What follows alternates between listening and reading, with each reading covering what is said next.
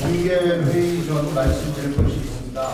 어제 오후 소원비행장 할주로 해서 경비우 시립본부에 비행 중이던 해병대 상륙기동 헬기가 추락하는 사고가 발생했습니다. 이번 사고로 순직한 군장병에 명복을 빌며 유가족의 깊은 위로와 존의를 표하면서 묵념을 하도록 하겠습니다.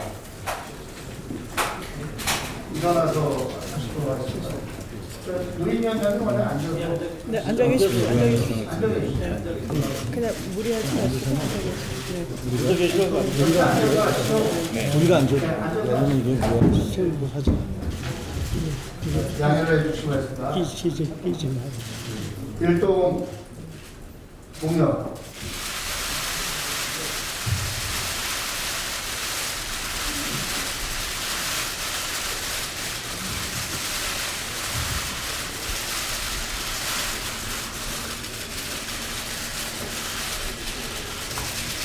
바로 그리고 현재 병원에서 치료 중인 군장병과 진화 작업 중 부상을 당한 소방대원의 피해를 빌겠습니다. 더불어민주당은 군 안전사고 재발방지 대책을 위해서 최선의 노력을 다할 것을 약속드리며 회의를 시작하도록 하겠습니다. 추미애 당대표의 속개 선언을 이루고 더불어민주당 제238차 최고위원회를 소개하겠습니다. 네, 최고위원 회의를 속개합니다. 추미애 당대표의 발언이 있겠습니다. 네. 어제 해병대 상륙 기동 헬기인 마린온 시험 비행 중에 추락 사고가 발생했습니다. 사고로 유명을 달리하신 승무원 5분의 명복을 빕니다. 유가족께도 깊은 위로의 말씀을 드립니다. 더불어 병원에서 치료 중인 부상자의 조속한 치유를 기원합니다. 군 당국은 사고 원인을 밝혀내는데 최선을 다해 주시길 바랍니다. 또한 마린온이 해병대의 전략 자산으로 편제된 만큼 임무 수행에 차질이 없도록 철저하게 점검하기 바랍니다.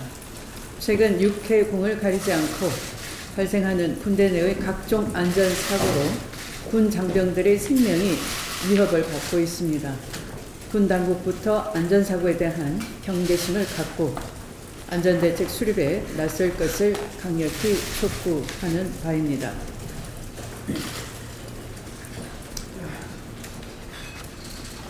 또한 이것이 방산 비리와 연계되어 있는지도 철저하게 조사해 주길 바랍니다. 일찍 찾아온 폭염 열대야로 인해 온열 질환자도 늘고 사망사고도 발생하고 있습니다.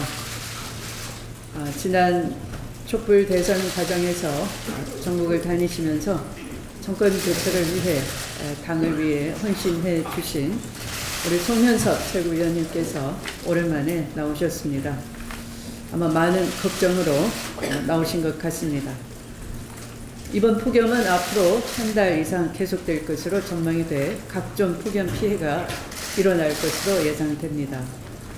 특히 폭염은 재난으로서 노인과 영유아, 장애인, 노숙자 등 사회 취약 계층에는 더 큰 위협이 되어 생명까지 위태롭게 만들 수 있습니다. 아직도 우리 사회에는 선풍기 한 대 없이 여름을 나는 빈곤층과 전기 요금이 무서워서 선풍기도 제대로 틀지 못하는 분들이 많이 있습니다. 취약계층이 무더위 속에 속수무책으로 방치되어서는 안 될 것입니다. 이들을 복지 차원에서 세심하게 살피는 배려가 선제적으로 필요합니다. 올여름 무더위가 기승을 부릴 것으로 예상되는 만큼 정부와 지자체는 폭염 대책의 우선순위를 취약계층에 맞추어서 피해를 최소화시켜야 할 것입니다. 더불어민주당도 그분들이 폭염을 이길 수 있도록 실질적인 도움이 되는 정책을 마련해 적극적으로 지원하도록 하겠습니다.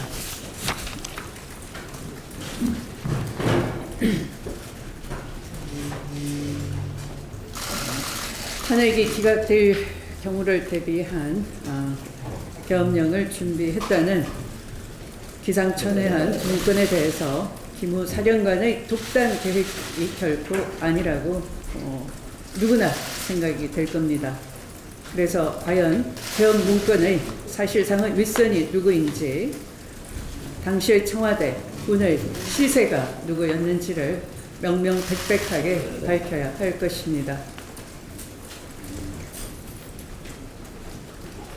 앞으로 더불어민주당은 만약 기무사가 정권의 호위를 하겠다라고 장담을 하면서 국민이 바라는 개혁을 거부한다면 다시 한번 기무사는 전면적인 해체 수준의 개혁이 필요하다는 것을 다시 한번 강조하는 바입니다.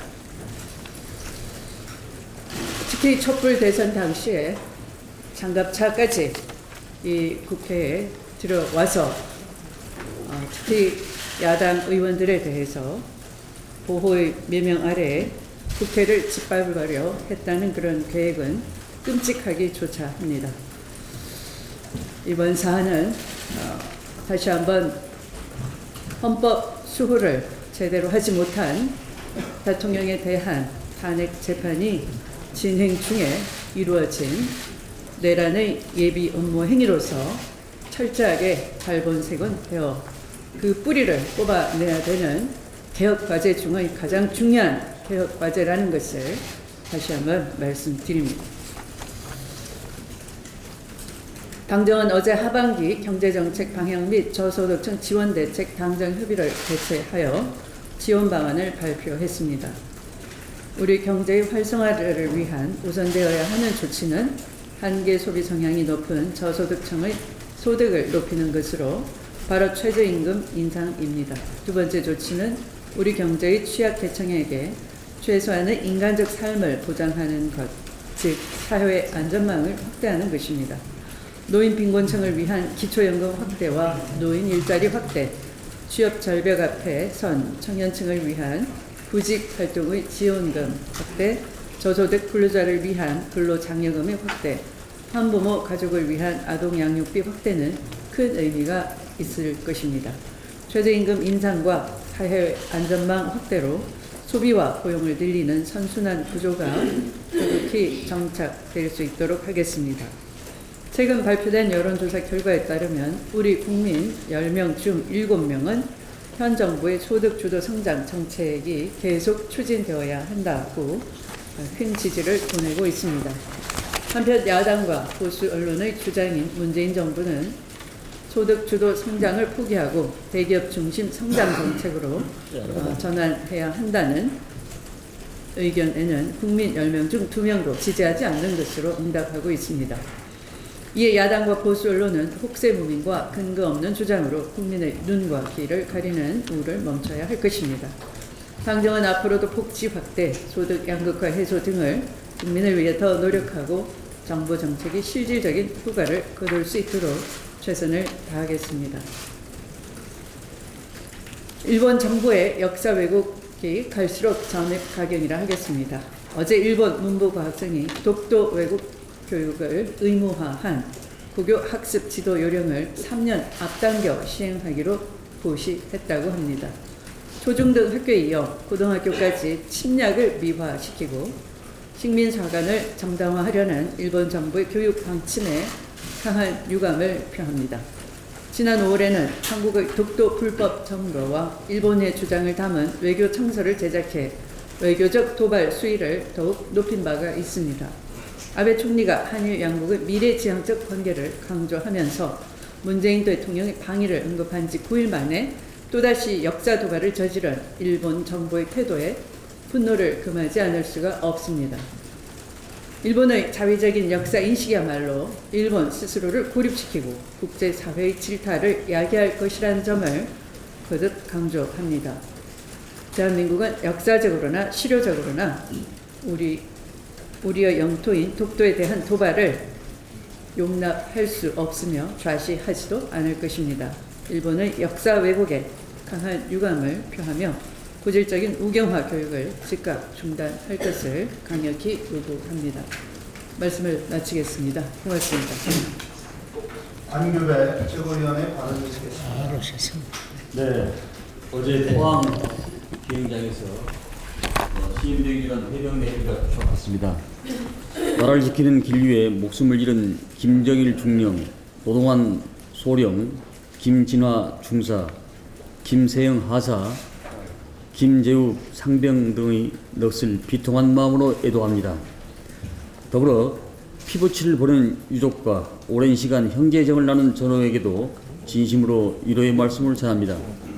다시는 안타까운 희생이 발생하지 않도록 철저한 규명이 이어져야 할 것입니다. 안타까운 소식이 이어지고 있습니다. 한낮 기온이 30도를 넘는 폭염이 지속되면서 지난달부터 최근까지 4명이 온열 질환으로 사망을 하셨습니다. 혹서는 사람을 가리지 않지만 피할 곳을 갖지 못한 분들이 받는 고통은 이루 형용할 바가 없습니다. 떼약볕을 온전히 가리지 못하는 지붕 아래에서 작은 창과 선풍기에 의존해 더위를 보낼 분들을 떠올리면 무거운 책임감을 느낍니다. 국민 안전은 한반도 평화에만 있는 것이 아닙니다.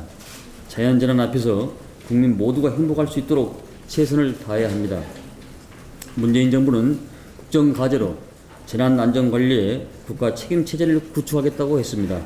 더불어민주당 역시 자연재난에 안전한 대한민국을 만들어가는 데 최선을 다하겠습니다. 감사합니다.